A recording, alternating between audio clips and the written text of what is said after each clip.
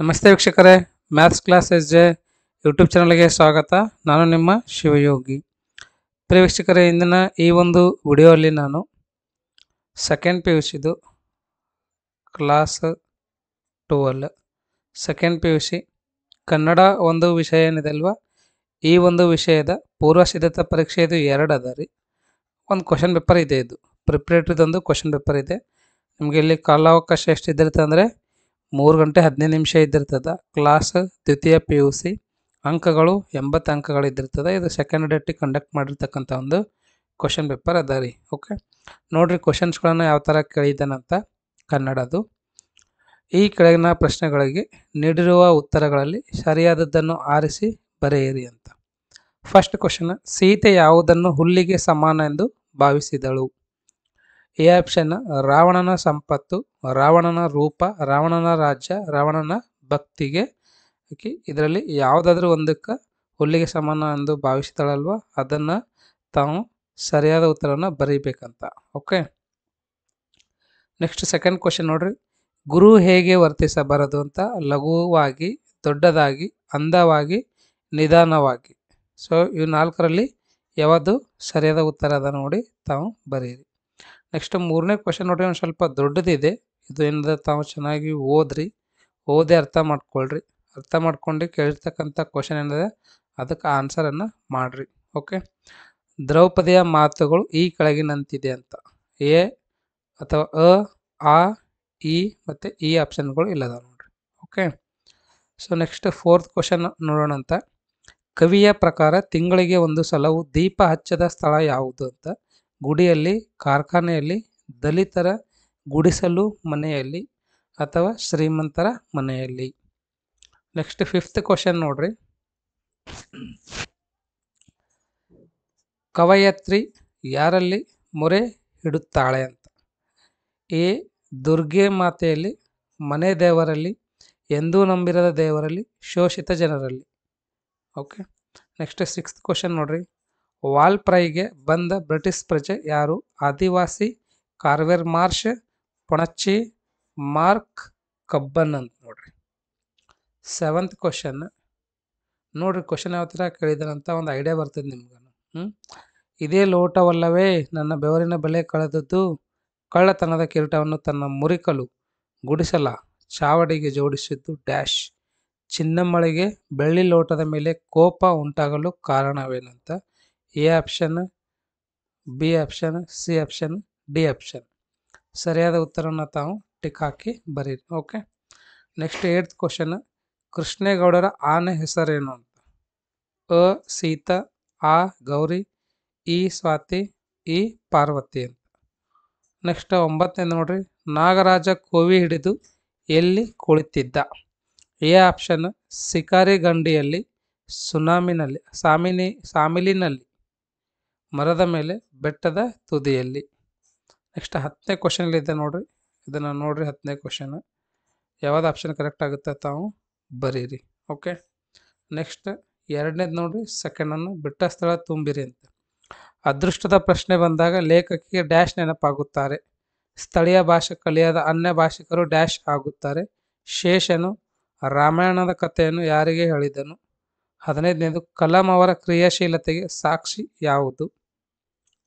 Last 15ನೇ question ನೋಡ್ರಿ. ಕಲಿಯುಗದ ಅಮೃತ ಯಾವುದು ಅಂತ. ಓಕೆ, ಸೊ ಇವಾಗ ಹೊಂದಿಸಿ ಬರೀರಿ ನೋಡೋಣ ಅಂತ. ಪಗೆಯಂ ಬಾಲಕನೆಂಬರೇ. 17ನೇದು ಜಾಲಿಯ ಮರದಂತೆ, ದರ ಬೇಂದ್ರೆ, ತೆರೆದ ದಾರಿ, ಟಿ ಯಲ್ಲಪ್ಪ. ಸೊ ಇವೇನು ಅಂತಂದರೆ ಒಂದಕ್ಕೊಂದು ಯಾವ್ದು ಕರೆಕ್ಟ್ ಆಗ್ತದ ಹೊಂದಿಸಿ ಬರೀಬೇಕಂತ. ಓಕೆ,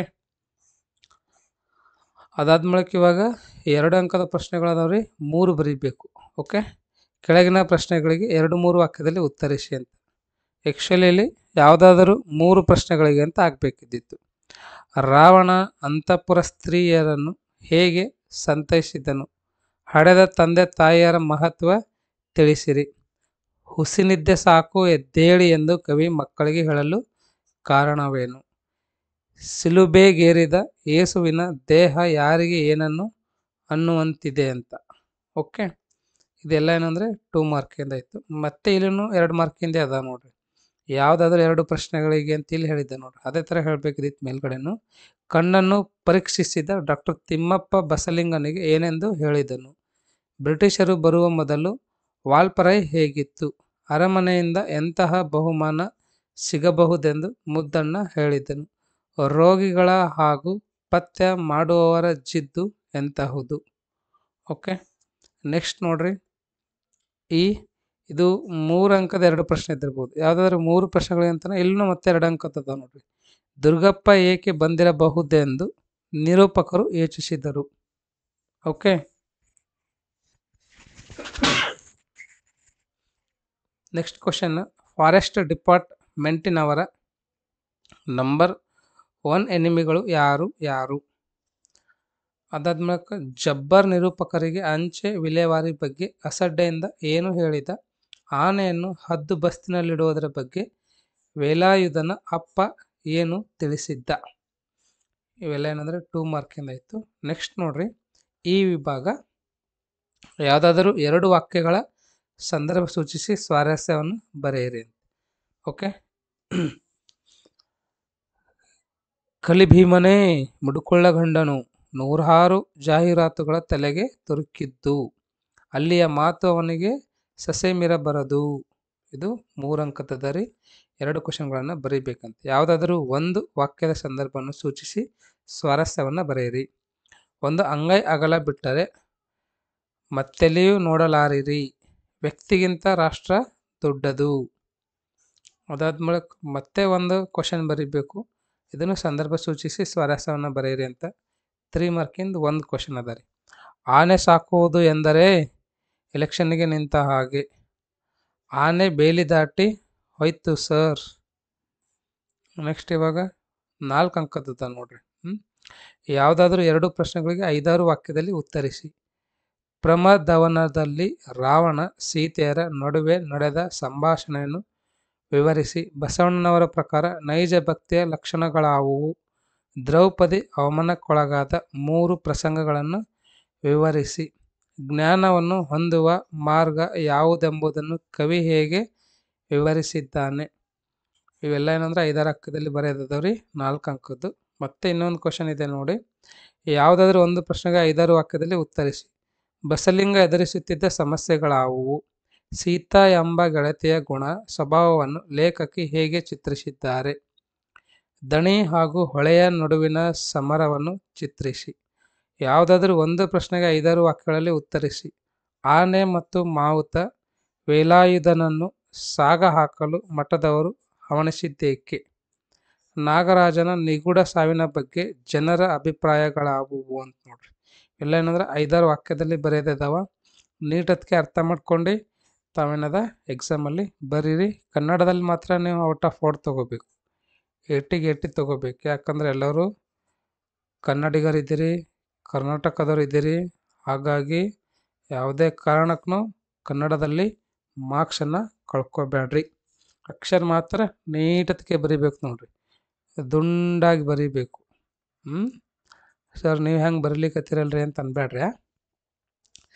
ಕೆಳಗಿನ ಯಾವುದಾದ್ರೂ 4ಕ್ಕೆ ಸೂಚನೆಗೆ ಅನುಗುಣವಾಗಿ ಉತ್ತರಿಸಿ ಅಂತ. ಓಕೆ, 2 ಅಂಕದ ನೋಡ್ರಿ ಇವನು. ಕೆಳಗಿನ 2 ಪದಗಳಿಗೆ ನಾನಾರ್ಥವನ್ನು ಬರೆಯಿರಿ. ಮುನಿ, ದೊರೆ, ಕಲಿ. ಕೆಳಗಿನ 2 ಪದಗಳಿಗೆ ತತ್ಸಮ ತದ್ಭವವನ್ನು ಬರೆಯಿರಿ. 3 ಕೊಟ್ಟಿರ್ತಾರೆ, 2ಕ್ಕೆ ಬರೀಬೇಕು. ಬೀರ, ಬಸದಿ, ಅಕ್ಕರ. ಕೆಳಗಿನ 2 ಪದಗಳಿಗೆ ವಿಭಕ್ತಿ ಪ್ರತ್ಯಯವನ್ನು ಬರೆಯಿರಿ. ಗುಡಿಸಲಿನಿಂದ ಸಲಿಲಂ ಗದ್ದೆದೋಳ್. ಓಕೆ, ನೆಕ್ಸ್ಟ್ ನೋಡ್ರಿ, ಕೆಳಗಿನ 2 ಪದಗಳಿಗೆ ಕಾಲಸೂಚಕಗಳನ್ನು ಬರೆಯಿರಿ. ಓದಿದರು, ಕುಣಿಯುತ್ತಿತ್ತು, ಹಾಡುವಳು.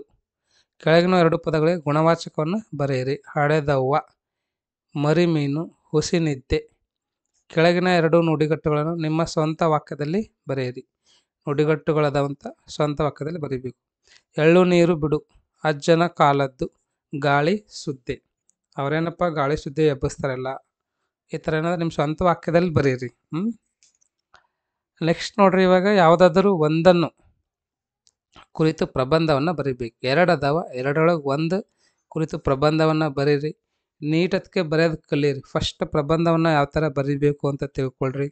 ಮತ್ತು ಅನ್ಕರ ಸ್ವಂತ ವಾಕ್ಯದಲ್ಲಿ ಯಾವ ಥರ ಬರೀಬೇಕು, ಗುಣವಾಚಕ ಅಂದ್ರೇನು, ಗುಣವಾಚಕ ಪದಗಳನ್ನು ಯಾವ ಥರ ಬರೀಬೇಕು, ಕಾಲಸೂಚಕಗಳನ್ನು ಯಾವ ಥರ ಬರೀಬೇಕು, ವಿಭಕ್ತಿ ಪ್ರತ್ಯಯಗಳು ಬರಬೇಕು. ನಿಮ್ಗೆ ಹಳೆಗನ್ನಡನೂ ಬರಬೇಕು, ಹೊಸಗನ್ನಡನೂ ಬರಬೇಕು ನೋಡ್ರಿ, ಎರಡು ಬರಬೇಕು. ಹಳೆಗನ್ನಡ ಮತ್ತು ಹೊಸಗನ್ನಡ ವಿಭಕ್ತಿ ಪ್ರತ್ಯಯಗಳು ಬರಬೇಕು. ಪ್ರಥಮ, ಉ, ದ್ವಿತೀಯ, ಅನ್ನು, ತೃತೀಯ, ಇಂದ ಅದ ನೋಡ್ರಿ, ಅವು ಬರಬೇಕು ನೋಡ್ರಿ. ಮತ್ತು ತತ್ಸಮ ತದ್ಭವ ರೂಪಗಳು ಬರಬೇಕು, ನಾನಾರ್ಥಗಳು ಬರಬೇಕು, ಶಮನಾರ್ಥಗಳು ಬರಬೇಕು, ವಿರುದ್ಧಾರ್ಥಕಗಳು ಬರಬೇಕು. ಎಲ್ಲನೂ ನೀವು ನೀಟಾಗಿ ಬರೆದು ಪ್ರಾಕ್ಟೀಸ್ ಮಾಡಿರಿ. 1 2 to 3 days ಟೈಮ್ ಕೊಡ್ರಿ. ಕೊಟ್ಟು ಇದು ಗ್ರಾಮರ್ ಪಾರ್ಟ್ ಏನದಲ್ವ, ವ್ಯಾಕರಣ, ಆ ಒಂದು ಭಾಗದಲ್ಲಿ ನೀವು ಯಾವುದೇ ಕಾರಣಕ್ಕೆ ಮಾರ್ಕನ್ನು ಕಳ್ಕೊಬೇಡ್ರಿ. ಓಕೆ. 4 ಅಂಕದ ಯಾವುದಾದರೂ ಒಂದನ್ನು ಕುರಿತು ಪತ್ರವನ್ನು ಬರೆಯಿರಿ. ನಿಮ್ಮ ಕಾಲೇಜಿನ ವಾರ್ಷಿಕೋತ್ಸವವನ್ನು ಕುರಿತು ನಿಮ್ಮ ಗೆಳೆಯ ಗೆಳತಿಯರಿಗೆ ಒಂದು ಪತ್ರವನ್ನು ಬರೆಯಿರಿ. ಶೈಕ್ಷಣಿಕ ಸಾಲ ಸೌಲಭ್ಯ ಪಡೆಯಲು ಬ್ಯಾಂಕಿನ ವ್ಯವಸ್ಥಾಪಕರಿಗೆ ಒಂದು ಪತ್ರವನ್ನು ಬರೆಯಿರಿ. 2 ಮೋಸ್ಟ್ ಇಂಪಾರ್ಟೆಂಟ್ ಅದ ನೋಡ್ರಿ, ತುಂಬ ಒಳ್ಳೆಯದವ. ಫಸ್ಟಿಂದು ನಿಮ್ಮದು ಕಾಲೇಜ್ ಒಳಗೆ ಆಲ್ರೆಡಿ ನಿಮಗೇನದ ಆ್ಯನ್ಯುವಲ್ ಡೇ ಮಾಡಿರ್ತಾರೆ ಅಥವಾ ಮಾಡ್ಲಕತ್ತಾರೆ, ಹೌದಲ್ವಾ? ಅದ್ರ ಕುರಿತು ನೀವು ನಿಮ್ಮ ಗೆಳತಿಗೆ ಅಥವಾ ಗೆಳೆಯಾಗೇನದ ಒಂದು ಲೆಟ್ರನ್ನು ಬರೀಬೇಕಂತ. ನೀಟತ್ತಿಗೆ ಯಾವ ಥರ ಬರೀತೀರಿ, ಏನೇನು ಇರಬೇಕು ಕಂಟೆಂಟ್ ಎಲ್ಲವನ್ನು ಚೆನ್ನಾಗಿ ತಿಳ್ಕೊಂಡು ಬರೀರಿ. ಓಕೆ. 2ನೇದು ನೋಡಿರಿ, ಇವಾಗ ನೀವು ಮುಂದೆ ಇಂಜಿನಿಯರಿಂಗ್ ಏನಾದರೂ ಮಾಡಬೇಕಾಗಿತ್ತು ಅಥವಾ ಮೆಡಿಕಲ್ ಮಾಡಬೇಕಾಗಿತ್ತು ಅಥವಾ ಯಾವುದೇ ಒಂದು ಕಾಲೇಜ್ ಮಾಡಬೇಕಾಗಿತ್ತು ಅಂದ್ರೂ ನಿಮ್ಗಲ್ಲಿ ಏನು ಬೇಕಾಗ್ತದೆ ರೀ, ಸಮ್ಟೈಮ್ಸ್ ಸಮ್ ಪೀಪಲಿಗೆ ಕೆಲವೊಂದು ಟೈಮ್ ಕೆಲವೊಬ್ಬರಿಗೆ ಸಾಲದ ಒಂದು ಸೌಲಭ್ಯ ಬೇಕಾಗ್ತದೆ. ಹಾಗಾಗಿ ನೀವು ಒಂದು ಲೆಟ್ರನ್ನ ಯಾವ ಥರ ಬರೀತೀರಿ ಅನ್ನೋದನ್ನು ಭಾಳ ಇಂಪಾರ್ಟೆಂಟ್ ಅದ ನೋಡಿರಿ. ಒಳ್ಳೆ ಕ್ವಶನ್ಸ್ಗಳದಾವ. ನಿಮಗೇನಾದರೂ ಯಾವ ಥರ ಲೆಟ್ರ್ ಬರೀಬೇಕಂತ ಗೊತ್ತಿದ್ದಿಲ್ಲ ಅಂದರೆ ಕಲ್ತ್ಕೊಂಡು ತಿಳ್ಕೊಂಡು ನೀಟತ್ತಿಗೆ ಬರೀರಿ. ಓಕೆನಾ? ಸೊ ಕನ್ನಡದಲ್ಲಿ ಎಲ್ಲರೂ ಚೆನ್ನಾಗಿ ಸ್ಕೋರ್ ಮಾಡ್ತೀರಾ ಅಂತ ಅಂದ್ಕೊತೀನಿ. ಮತ್ತು ಇದೊಂದು ಕ್ವಶನ್ ಪೇಪರ್ ನಿಮಗೆ ಹೆಲ್ಪ್ನೂ ಆಗಿದೆ ಅಂತ ಅಂದ್ಕೊತೀನಿ. ಮತ್ತು ಇದು ನಿಮಗೆ ಇಷ್ಟ ಆಗಿತ್ತು ಅಂತಂದರೆ ಒಂದು ಲೈಕ್ ಕೊಡಿರಿ. ಇನ್ನೂ ಯಾರಾದರೂ ಸಬ್ಸ್ಕ್ರೈಬ್ ಮಾಡಿದಿಲ್ಲ ಅಂದರೆ ಸಬ್ಸ್ಕ್ರೈಬ್ ಮಾಡಿರಿ. ಓಕೆ. ಮತ್ತು ನಿಮ್ಮ ಫ್ರೆಂಡ್ಸಿಗೂ ಸಹ ಆದಷ್ಟು ಬೇಗ ಶೇರ್ ಮಾಡಿರಿ. ನಂದು ಟೆಲಿಗ್ರಾಮ್ ಗ್ರೂಪಿಗೆ ಜಾಯ್ನ್ ಆಗಿದ್ದಿಲ್ಲ ಅಂತಂದರೆ ಜಾಯ್ನ್ ಆಗಿರಿ. ಯಾವ ಥರ ಜಾಯ್ನ್ ಆಗಬೇಕಂದ್ರೆ ನಾನು ಡಿಸ್ಕ್ರಿಪ್ಷನಲ್ಲಿ ಲಿಂಕನ್ನು ಕೊಟ್ಟಿದ್ದೀನಿ ರೀ. ಓಕೆ. ಸೊ ಆ ಡಿಸ್ಕ್ರಿಪ್ಷನಲ್ಲಿ ಲಿಂಕನ್ನು ಯೂಸ್ ಮಾಡಿ ತಾವು ಜಾಯ್ನ್ ಆಗಬೇಕು. ಓಕೆ. ನಾ ಫಸ್ಟ್ ಮತ್ತು ಸೆಕೆಂಡ್ ಪಿ ಯು ಸಿ ಇದು second P U C maths all chapters ಏನದ ಇಂಪಾರ್ಟೆಂಟ್ ಕ್ವಶನ್ಸ್ಗಳನ್ನು ಆಲ್ರೆಡಿ ಹೇಳಿದ್ದೀನಿ ರೀ. ಓಕೆ. ಇಂಪಾರ್ಟೆಂಟ್ ಕ್ವಶನ್ಸ್ಗಳು ಅಪ್ಲೋಡ್ ಮಾಡಿದ್ದೀನಿ. ನೀವೇನಾದರೂ ನೋಡಿದಿಲ್ಲ ಅಂದರೆ ನೋಡಿರಿ. ಮತ್ತು ನಿಮಗೇನಾದರೂ PDF ಬೇಕಾಗಿತ್ತು ಮ್ಯಾಥ್ಸ್ ಇಂಪಾರ್ಟೆಂಟ್ ಕ್ವಶನ್ದು ಅಂದರೆ ಅದು ಪೇಯ್ಡ್ ಕ್ಯಾಂಡಿಡೇಟ್ಸಿಗೆ ಅಷ್ಟೇ ಅದ ರೀ. ಓಕೆ. ಸೊ ನೀವೇನದ ನಂದು ಟೆಲಿಗ್ರಾಮ್ ಗ್ರೂಪಿಗೆ ಜಾಯ್ನ್ ಆಗಿರಿ. ನನಗೆ ಟೆಲಿಗ್ರಾಮಲ್ಲಿ ಮೆಸೇಜ್ ಹಾಕಿರಿ. ನಿಮಗೇನದ ಪೇಯ್ಡ್ ಮಾಡಿದ್ರಿ ಅಂದರೆ ಇಂಪಾರ್ಟೆಂಟ್ ಕ್ವಶನ್ಸ್ದು PDF ಸಹ ಕಳಿಸ್ತೀನಿ ಅಂತ. ಓಕೆನಾ? ಸೊ ಈ ಒಂದು ವಿಡಿಯೋನ ಎಷ್ಟು ತನಕ ನೋಡೋದಕ್ಕೆ ನಿಮ್ಮೆಲ್ಲರಿಗೂ ತುಂಬ ಧನ್ಯವಾದಗಳು. ಮತ್ತೆ ಮುಂದಿನ ಒಂದು ವಿಡಿಯೋಲಿ ಭೇಟಿಯಾಗೋಣ ಅಂತ. ಓಕೆ. ಸೊ ಇನ್ನೊಂದೇನೆಂದರೆ ಸ್ಟೂಡೆಂಟ್ಸ್, ನಾನು ಒಂದು ವಿಡಿಯೋಲಿ ನಿಮಗೆ ಏನು ಹೇಳ್ಕೊಟ್ಟಿದ್ದೀನಿ ಅಂದರೆ ಟಿಪ್ಸ್ ಟು 80 ಔಟ್ ಆಫ್ 80 ಹೇಳ್ಕೊಟ್ಟಿದ್ದೆ ನೋಡಿರಿ. ಇದೇನದಲ್ವ, ಇದು ಮೋಸ್ಟ್ ಇಂಪಾರ್ಟೆಂಟ್ ಅದ ರೀ. ಇದು ಮೋಸ್ಟ್ ಇಂಪಾರ್ಟೆಂಟ್ ವಿಡಿಯೋ ಇದೆ. ಸೇಮ್ ಅದೇ ಥರ ನೀವು ಫಿಸಿಕ್ಸ್ನೂ ಏನದ ಫಾಲೋ ಅಪ್ ಮಾಡ್ಬೋದು, ಕೆಮಿಸ್ಟ್ರಿ ಮಾಡ್ಬೋದು, ಬಯಾಲಜಿನೂ ಅದೇ ಥರ ಮಾಡ್ಬೋದು. ಓಕೆ. ಅದು ಅಷ್ಟೇ ಅಲ್ಲದೆ ಕನ್ನಡನೂ ಮಾಡ್ಬೋದು.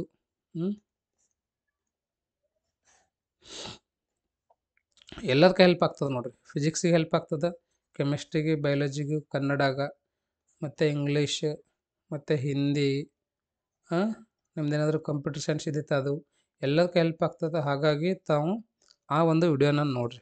ಟಿಪ್ಸ್ ಟು 80 to 80 ಅಥವಾ 80 ಔಟ್ ಆಫ್ 80 ಅಂತೇನು ಒಂದು ವಿಡಿಯೋ ಮಾಡಿರಲಿಲ್ಲ, ಅದನ್ನು ನೋಡಿರಿ. ಓಕೆನಾ? ಸೊ ಈ ಒಂದು ವಿಡಿಯೋನ ಎಷ್ಟು ತನಕ ನೋಡೋದಕ್ಕೆ ನಿಮ್ಮೆಲ್ಲರಿಗೂ ತುಂಬ ಧನ್ಯವಾದಗಳು. ಮತ್ತು ಮುಂದಿನ ಒಂದು ವಿಡಿಯೋಲಿ ಭೇಟಿಯಾಗೋಣ ಅಂತ.